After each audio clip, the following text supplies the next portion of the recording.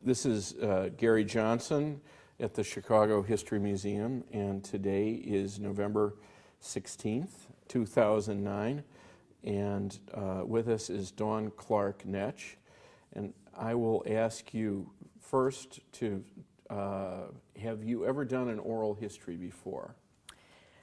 I haven't actually done an oral history, but someone has just completed a book on me, which I suppose is a little bit more than an oral history. And who is that? Well, Cynthia Bowman is the author, and she did it under, I guess, considerable urging from some people. It had, not from me, by the way. I was not enthusiastic about it at all. But she did cover a lot of my life. Did she make tape recordings? Well, interviews with you? When she interviewed me, she was taping it, yes. And I think she interviewed a huge number of other people. Right. Either she did or the interns looked for some things. Yes, they did make some tapes. Okay, So. good. Can you recount the various political offices, governmental offices that you've held during your career, just sort of resume style? Well, starting actually with having been an assistant to the governor, Governor Kerner, from 1961 probably to January 1966, I would imagine it was, or 65. That was obviously an appointed position, not an elected position. Then in terms of elected positions, I was elected a delegate to the Illinois Constitutional Convention in 1969 and served in that. And then in 1972, I ran for nomination and then election to the Illinois Senate, and was nominated and elected, and was reelected, I think, 5 times, I believe, and then ran for the office of Illinois Controller in 1990, and was elected, won a nomination and then the election. And then in '94, after having served 1 term as controller, I ran for the nomination of governor on the Democratic Party and won the nomination, did not win the election. And that was the end of my political career. But covering many years. And just for the record, why don't you also tell us about your other career as a law professor? Right. Well, when I left the governor's office in 1960, well, January '66, I guess it was actually, I talked to people about, and then finally decided that I would accept a position teaching at Northwestern Law School. I had never planned to teach, by the way. That had not been on my agenda. But I got intrigued by it, and a couple of people whom I admired very much, including James Rawle particularly, persuaded me that I really should do it. So I became a member of the faculty at Northwestern Law School, and that would have been in 1966, I guess, and I've remained a member of the faculty ever since. I started out teaching primarily antitrust law, which is the area that I had practiced in, with kind of an aside on state and local government law, and then other things that one gets, like real estate, which I knew nothing about, and made up a course on race relations 1 year. But stayed on the faculty, well, actually until today. I went emeritus when I was elected controller in 1990, because I simply wasn't going to be here to teach at all during those 4 years. I was mostly in Springfield. And over a period of time, after I was elected to the Senate, I continued to teach. But after a while, I really did have to give up the major antitrust law course, because it just took up too much time and I was away too much.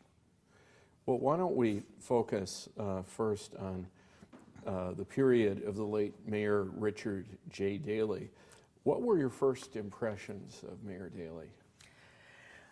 Well, as somebody who was interested in politics, but certainly not particularly friendly to the idea of a political machine, I guess I thought of him as A, powerful, and B, very much in charge of the city of Chicago, and sort of a formidable, distant figure in a sense, with, you know, probably true of any big city boss, good and bad.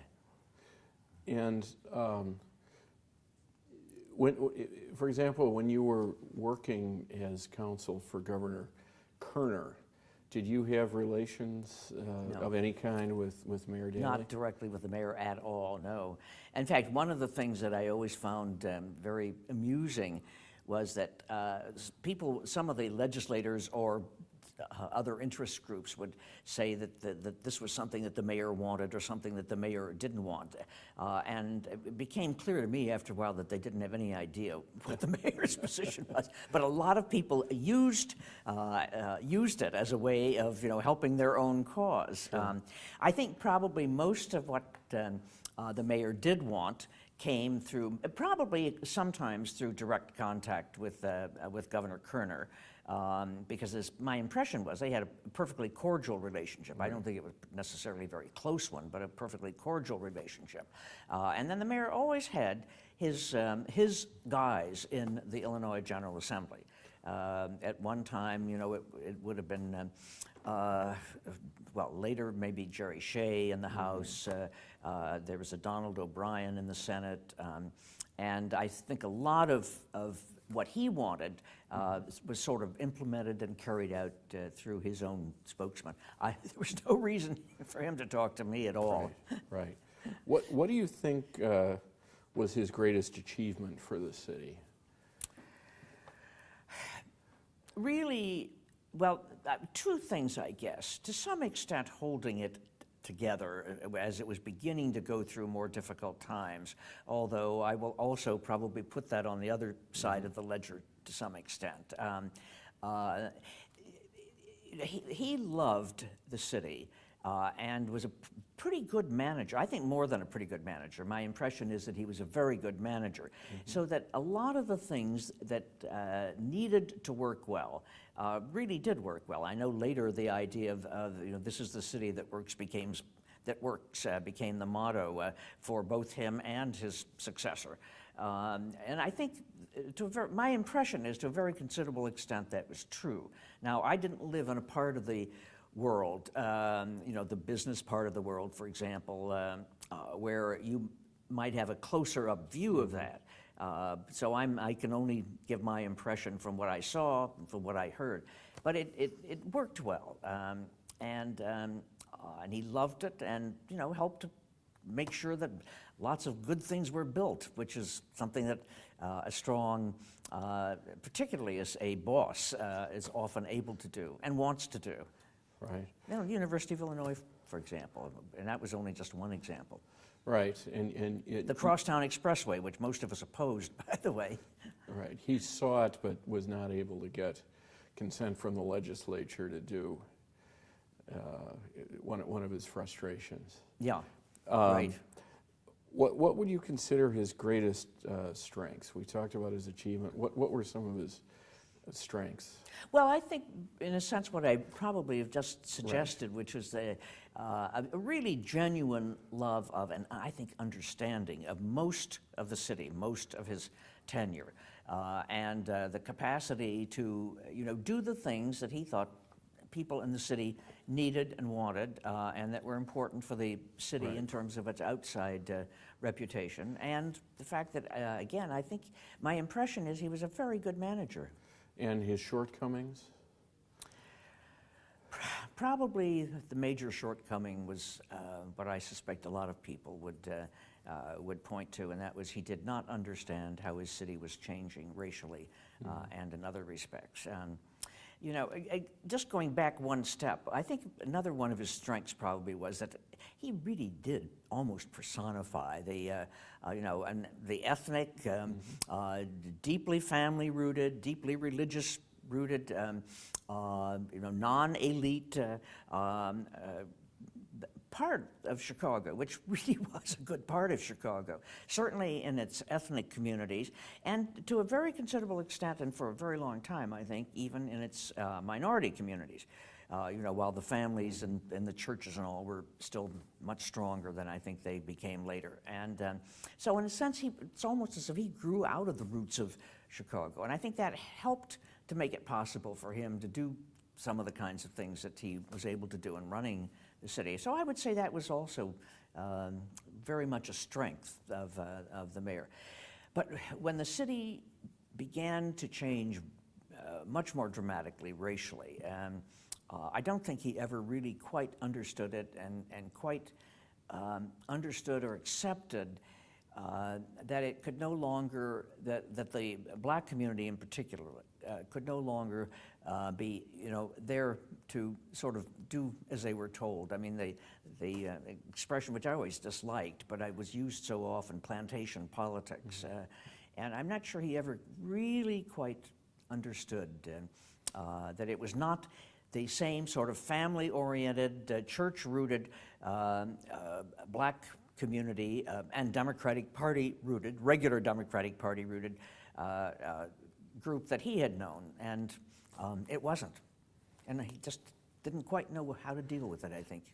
Now he did find places for African Americans on Absolutely. the ticket, in the city council, certain appointments. Yeah, certainly. But it was always with you have your own quota, if you will. Sure, we're going to take care of it. It was a little more than tokenism. I don't mean to say that it was pure tokenism, but there was a lot of that in it.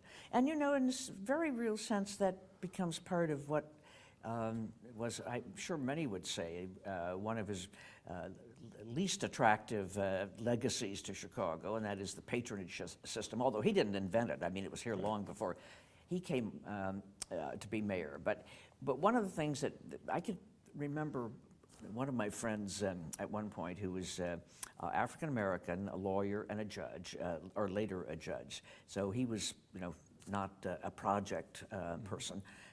And when we were talking anti-patronage, a lot of us at one time, and in a semi-political setting, he said, what you don't understand is that when nobody else would give us jobs, the political party would.